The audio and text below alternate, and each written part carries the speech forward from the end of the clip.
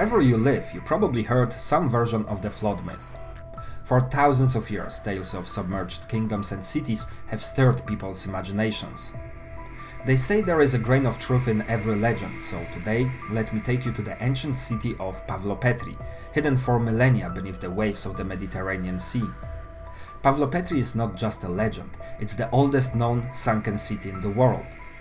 Let's dive into its story.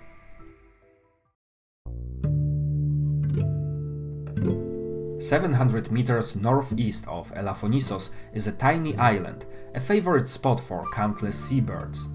Its rocky banks are carved with chambers, and for the longest time, locals whispered about strange ruins beneath the shimmering waters of Vatica Bay. In 1904, geologist Fokionas Negris visited the area and overheard these rumors. Intrigued, he embarked on a short trip off the coast. The sea was calm and crystal clear. Gazing overboard, he spotted architectural remnants just 3 meters beneath the waves. His discovery, however, didn't garner much attention and was forgotten for decades. Fast forward to 1967, when British underwater archaeologist Nicholas Fleming was conducting research in Greece. He was puzzled by the apparent lack of Bronze Age settlements and ports in the southern Peloponnese. There seemed to be a gap in the sense that the right sort of material had not been found, which would be consistent with seafaring at that time. Fleming suspected that rising sea levels might have submerged these sites. While surveying the coastline, he stumbled upon Pavlopetri. At first glance it seemed unremarkable. He doubted any ruins lay buried beneath such deep sand. When he and his team swam out to the island, they found the carved rock chambers, but these were tombs. No signs of settlement inside. And then we swam straight back from the island to the shore, and that's when I started seeing walls and buildings and stuff just everywhere. The next year, Fleming returned with a team from Cambridge University to map the site. Limited funding meant they worked with basic tools, hand tapes and snorkels. Despite this, their findings shocked everyone. They mapped a remarkably well-preserved Greek Bronze Age town spanning about 300 by 100 meters. The ruins included 15 large houses with 6 to 12 rooms each, streets, courtyards, 37 cist graves, 2 chamber tombs and what appeared to be ritual buildings. On the mainland shore, they identified 60 small rock-cut tombs, none of them officially excavated. They also collected some surface finds, including pottery sherds, figurines and obsidian artifacts. These were dated to approximately the Helladic period, sometime between 2800 and 1180 BC. However, the buildings were thought to be Mycenaean, which was the latter part of the site occupation.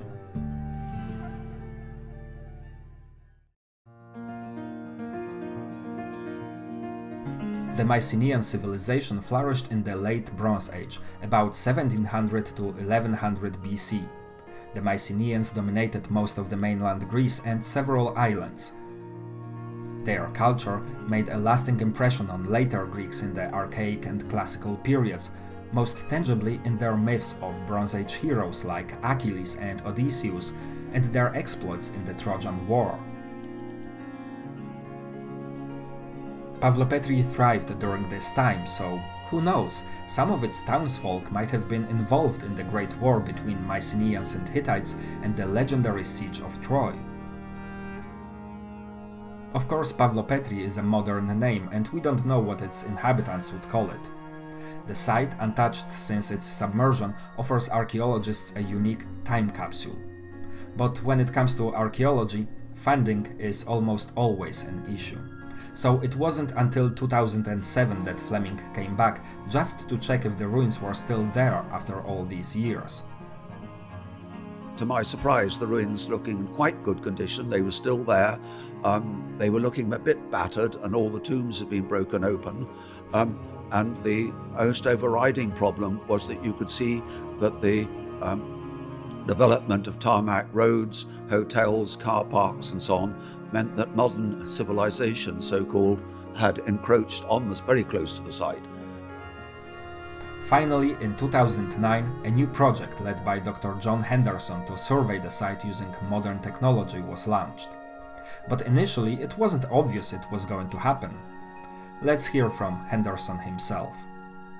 Some 40 years after the original survey, I ended up, by chance, sharing an office with Dr. Chrysanthi Gallo in the Department of Archaeology at Nottingham.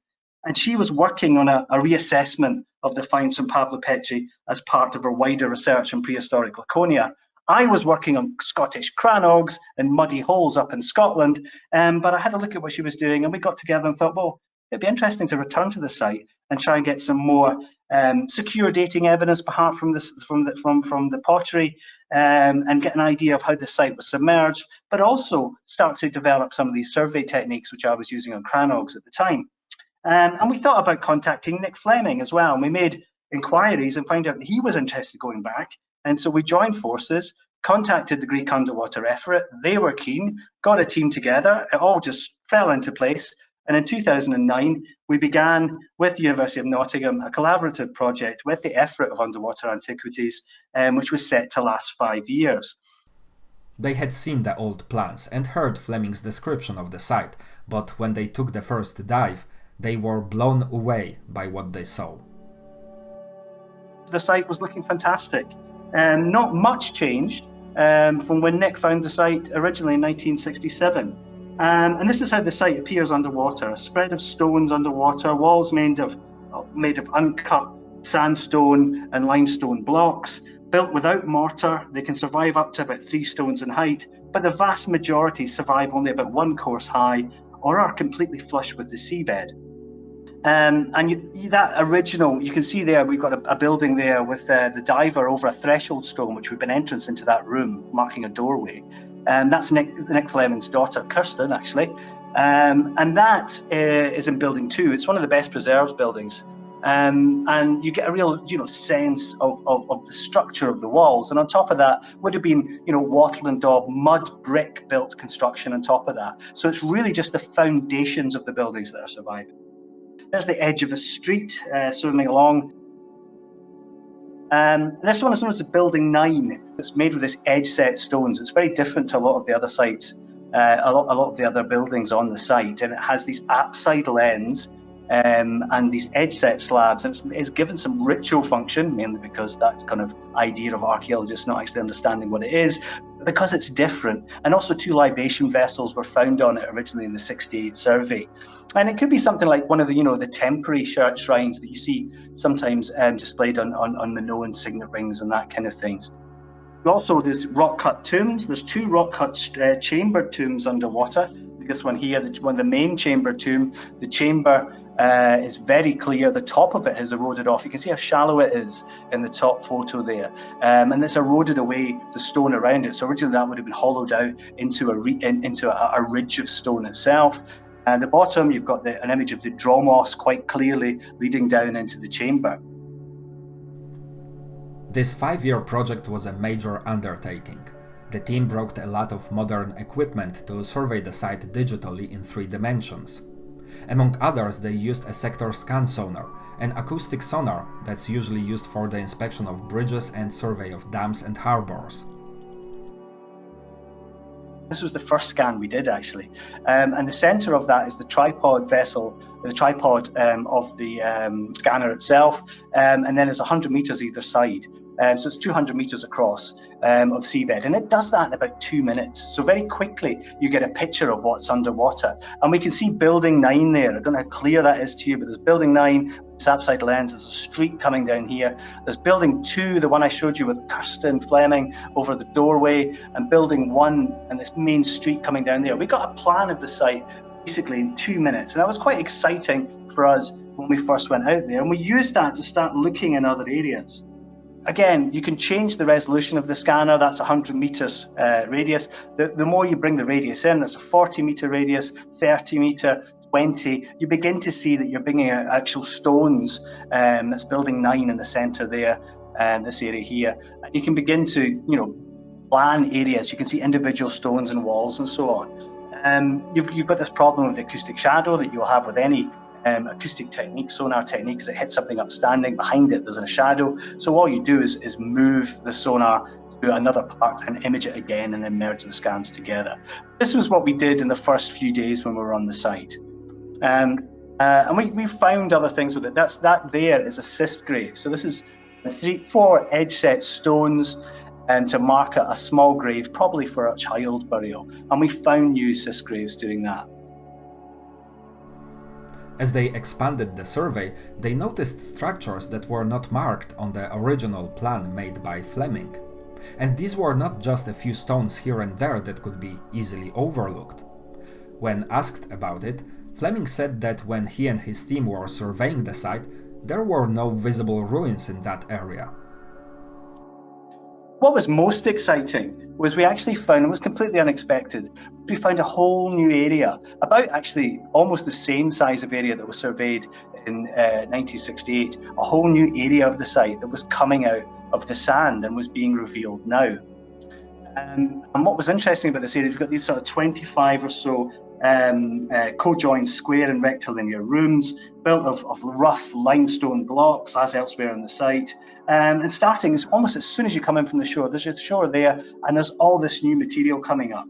And it's different in nature to the rest of the site. It has these square, as I say, rectilinear rooms. It's not like the courtyard houses that we see in the other areas of the site. That was it coming out. You can see that the sand is just lifting off the site. It's very fresh. It's different to the rest of the site. It seemed to be that the sand was just revealing the site now, and the walls looked very clear. Their excitement was through the roof. As new data flooded in, it became clear the town was not only much bigger than previously thought, but also much older. And we found other things like, new cyst graves. You can see in that picture there, a nice one there. Edge set stones on the side of a wall. Again, the taphonomy of these is interesting. They're sitting within walls themselves, and we think these are probably early Bronze Age. These are early, yet they're sitting within the buildings. Did the buildings respect them? Are the buildings earlier? Were they built into the buildings? These are one of the problems with the taphonomy of the site, is trying to understand, as we know it was occupied throughout the Bronze Age, what periods we're actually looking, because it actually looks like it's a planned whole as itself. There's no obvious bits where things are built over each other than the cyst graves. We also found that these small square co-joined buildings, and at the time we made the suggestion that perhaps they were similar to pillar crypts that you would see in Minoan sites in Minoan Crete, ritual buildings which would have a central pillar and these quite distinctive square layouts. But at the time I thought maybe it wasn't the case, because A, it's not a crypt and that was not particularly clear.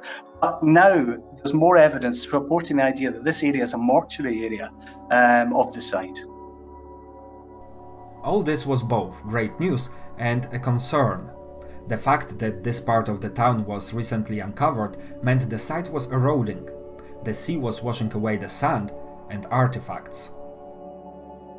This is a ridge, the grey part there is a ridge that actually protects the site from the full force of the sea. And it sits in this kind of protected triangular area that you can see there. The white area is the area underwater. Again, that's a nice view of it, an aerial view of the ridge itself. And you can see there's 2 breaks in the ridge, and just behind that is where the site survives well. We think the areas where it's not surviving well is because of the full force of the sea and storms and so on coming in and eroding areas in there. Behind that ridge, we've got a lot of the surviving remains of the site. Without excavation permits, the team could only document what was visible and lift small surface finds. Between 2009 and 2011, they gathered about 1,800 ceramic pieces to determine the city's occupation timeline. We were restricted into how many we were allowed to lift at any one time, and we went for diagnostic pieces. So it was a non-random survey. It was a survey of the bits that we thought we could date, which will have probably skewed the results somewhat. But I think it's given us a pretty good idea of the range of occupation at the site. What's interesting is we've got evidence from the final Neolithic, so 3,500 to 3,200 BC. Again, this was unexpected at the time, and it's confirming that the earliest, if not occupation, presence at the site is beginning at the end of the Stone Age. And then with these pithoi, with these quite striking impressed cordons on them, and they're making up about 5% of the assemblage or so. And then we go into the early Bronze Age, and basically every period of the Bronze Age is represented on Pavlopetri through the pottery. The early Bronze Age, lots of sherds of jars and pithoi, storage vessels, very much the order of the day, sauce boats, bowls, basins, plates, obsidian tempered and marbleware, which shows links with the Cycladic Islands, a typology of storage vessels with these, again, impressive rope and finger press patterns. I always think they look like ropes that you would put around a storage vessel to lift it onto a ship. Is that what they're indicating? Jars, clay hearths. The thing at the top there is part of a clay hearth. We've got this small lid for a small, presumably ointment or incense vessel. And the underwater effort have done a fantastic job of reconstructing some of the pithos vessels as well from the sherds. Now, what's interesting about this is we didn't drop that.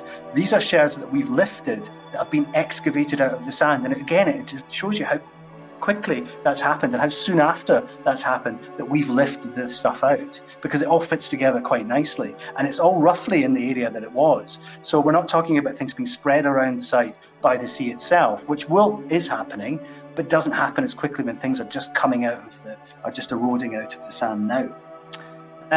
Middle Bronze Age going on. You've got, again, just giving an idea of the sub-phases, the connections with the site. We've got pottery, which is influenced by the nearby Minoan colony on the island of Kythera. It's kind of red, dirty ware you can see there. And Minoan influence wares, Minoan Crete. So a lot of connections with Crete, grey minion ware, that kind of thing. And then with the late Bronze Age, the sort of Mycenaean period, if you like, quite distinctive painted pottery forms, jugs and jars and goblets, some deep bowls, cooking pots. You've got part of a colander there, that's a strainer or colander for cooking. And classic late Bronze Age forms like kylixes, deep bowls, craters. The kylix is this sort of champagne flute, which is actually the stem of a vessel that would have looked something like that. To put the dating of the earliest phase of Pavlopetri into context, it is older than the Great Pyramid of Giza by at least 600 years, possibly a millennium. The settlement later fell under the influence of the Minoan civilization, a Bronze Age culture centered on the island of Crete. Known for its monumental architecture and vibrant art, it is often regarded as the first civilization in Europe. The Minoans built complex urban settlements and impressive palaces, with those at Knossos and Phaistos being the most famous examples. Eventually their civilization, and also Pavlopetri, came under the cultural and perhaps political domination of the mainland Mycenaean Greeks. The wide variety of ceramics suggests it was a major trading hub, but the survey also revealed the city was likely a center for large-scale textile production. We also found hundreds and hundreds of loom weights across the site. There are thousands of loom weights strewn across the site, some of quite distinctive Minoan form as well. And it suggests that the site was important for weaving and textile production beyond what we think they would need just for local needs. And there has been a temptation, and again, this is just a leap, to connect this textile with the fact that nearby there's been evidence for the exploitation of Murex sea snail shells for the manufacture of purple dye. And again, there's a nice little picture of people of Pavlopetri connecting these shells and then making it into purple dye. Again, we're leaping beyond the evidence. We're just finding lots of loom weights, but there's more than we think the community would need. And it's maybe something that Pavlopetri is involved with in terms of maritime routes, in terms of contact and that kind of thing. When Pavlopetri was first settled in the 4th millennium BC, it stood about 3 meters above sea level. It was a coastal settlement on the eastern side of the peninsula, joining Elafonissos with the mainland. Its sandy and well-protected bay would have been ideal for beaching Bronze Age ships. There were no piers or jetties, at least archaeologists haven't found any remains of such. Obviously, when you get a bunch of archaeologists to a site like this, you should expect they are not leaving without digging a trench. So they did some negotiations regarding a permit. In the final year, in 2011, we got some permission to excavate a bit. Say a bit. It was very much trial excavation, with the idea that perhaps we'd be able to go back. And we got to do 2 small trenches. And what was interesting, that both these trenches revealed evidence for 17th, 16th century BC deposits, late Minoan deposits. So again, not Mycenaean. Deposits dating to about 1700 to 1425 BC. The first place we went was actually in Building 10. There was just behind there was an area of long buildings with lots and lots of storage vessels. I mean, you know, lots of storage shares come in there. It looked like an area for storage itself. And the area was chosen because there was an intact pithos standing within 2 long narrow walls. Where is it? You probably can't see across the internet. Just in there, got the top of a pithos vessel. So that suggests that there's some deposit either side of it. And we just wanted to get an idea to see if we could identify intact in situ deposits on the site. Does it have the potential for underwater excavation? That's the pithos vessel, the top of it there, a bit clearer. And we excavated around that area. So it's between these 2 long walls. There was a trench set out by the Greek team. And this was very much under the control of Elias Spondilius when we were out there. The Greek director, and we had this pithos vessel here and another pithos vessel in the corner there, a darker deposit which turned out to be a bit probably of a basketry vessel, and it's probably an organic storage vessel, which is quite exciting. Probably some sort of basket coming up there. So it's interesting, grey marine sand on the pithos. The pithos vessel itself, so this one here, the main one, is a Neopalatial pithos. That's a pithos dating to the period at the sort of height of the palaces in Knossos on Crete, the height of the palaces on Crete itself, and suggests strong links between Pavlopetri and Crete. We've got very Cretan-inspired storage vessels on the site. And this is the main vessel, shards from it. That's a reconstruction that we did for the BBC documentary. Similar, this is the one on the left, is one from Knossos itself. And in the grey marine sand around these vessels, it's quite interesting that we got later pottery, early Mycenaean and late Bronze Age forms, which seem to post-date these vessels. So it's very strange from a taphonomic point of view what's actually going on there. We recorded it in 3D HDA using the diver rig. That's neither here nor there. Now, also, we recorded, you remember I mentioned the pithos area, where we had the eroding pithos. We begged and begged, could we do a wee bit of excavation there? And again, it wasn't really part of the plan, and we were allowed to clean up the area. So we cleaned, if you know what I mean, around this pithos vessel, and to see what we could see. The original 2009 one is gone. After cleaning around that area, we found out what would have been underneath that pithos, which I showed you the photo. 2 more pithos vessels, pithoi, more coming up. And actually there was a third one. There were 3 underneath. And again, I just got to list some of the shards from that, which again have been expertly put together by the Greek underwater effort in Athens. And we began to get into the deposits. We weren't allowed to excavate the deposits, we could just clean up around them. But what you can see is charcoal, evidence of human activity, this small intact vessel there, that's a very small thing about the size of your hand, probably for some perfume or ointment or something. And so again, there are deposits there. There's stuff to date, which is quite exciting. That shows you just really all we were allowed to do. We were just kind of scraping around what was there.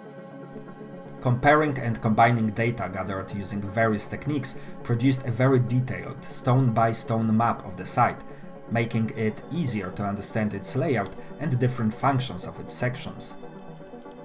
This is certainly domestic. This is a different part of the site. You've got streets, you've got building one there. It's a courtyard with 5 or 6 buildings around it. I mean, these are probably the basements of structures which were maybe 1, 2, 3 even stories high.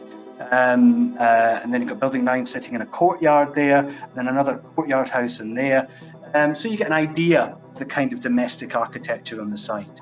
So we're getting a really nice plan of this domestic area in the centre, this kind of more mortuary bit there. You've got this large open courtyard area, which that's the street area coming in. The streets, if you look at them, are all pointing towards this large courtyard area, which is again interesting if you compare it to a Breton palace, or with the large courtyards you get there, or the megarons indeed of a Mycenaean fortress. So you're getting a kind of cross between sort of Bronze Age hybrid architecture going on with quite clear domestic buildings, streets. There's another street down here in the shallow area, and then they're all overlooked by, the whole site is overlooked by this ridge, two big Tholos tombs, and then on this ridge, 60 rock-cut tombs and 2 Tholos tombs. We located 2 Tholos tombs last year just off this. So the whole of the landscape of the living, if you like, is overlooked by the ancestors, overlooked by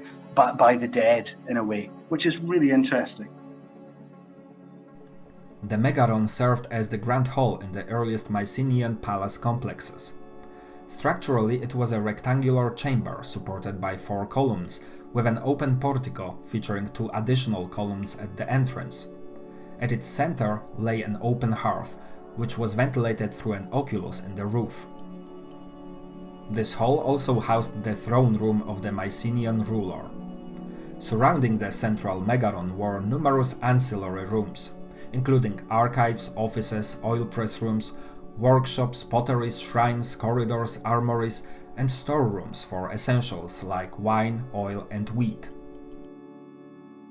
The megaron is believed to have been a site for sacrificial processions, royal ceremonies, and court assemblies. Additionally, parts of it served as living quarters prior to the 8th century BC, providing functional spaces for habitation. If a structure resembling the megaron was confirmed at Pavlopetri, it would be an extraordinary find. The team knew Pavlopetri was special and wanted to present it to the public in an accessible way. While the scanning techniques they used made their work much easier and faster, they were not ideal for explaining the site to non-experts. Putting all the scans together, we can start to build a plan, an overall plan of the site. Now, this was a great technique for prospection. It was great for finding things quickly. You could put the scanner in, it sent divers in, check what you found. But to be honest, you show this to the average person in the street, they're not going to make much of it. You still have to interpret it. The solution? Stereophotogrammetry. Today this technology is well established in underwater archaeology, but back then it was revolutionary and an absolute game changer. It produces a photorealistic 3-dimensional impression of the seabed. To illustrate how the city might have looked at its peak, the team also collaborated with CGI specialists who worked on films like Star Wars Episode 1, which they later turned into 3D. So we were actually able to work alongside these people in the field. I mean, normally what would happen when there's a reconstruction is the archaeologists would go and do the work, and then the TV people would make the reconstruction. There'd be no connection between the two. But what we were able to do, because we were getting this 3D photorealism in the field, was actually at the same time have the guys from the CGI company build the walls and work with the archaeologists. Together, they created data-driven reconstructions, bringing the city back to life as it was 3,000 years ago. These images make it easier to connect with the inhabitants of this place, to imagine their daily routines, how they would go shopping, go to work, and worship in the temple. The busy streets with pedestrians and carts loaded with trade goods, the sounds and smells of the fish market. And all of a sudden, the place doesn't feel foreign anymore. It's like any other seaside town you can visit, and full of people just like us. So, what happened? How did this ancient city end up underwater? What seems to have happened was that the site was sunk in tectonic events, earthquake events, probably 3 events. It's in one of the most tectonically active areas in the world.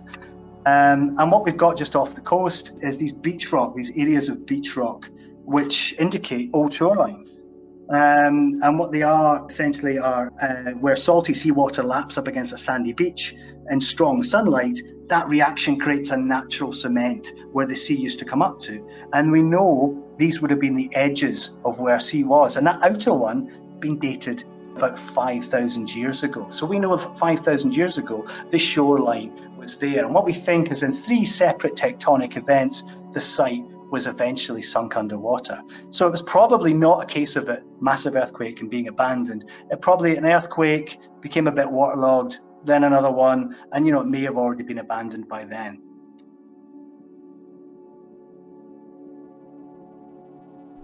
And there you have it, the story of the oldest submerged city known in the world. Absolutely amazing place, and very fragile. It almost seems like a miracle that so much of it survived to this day. Hit the like button and subscribe. See you next time.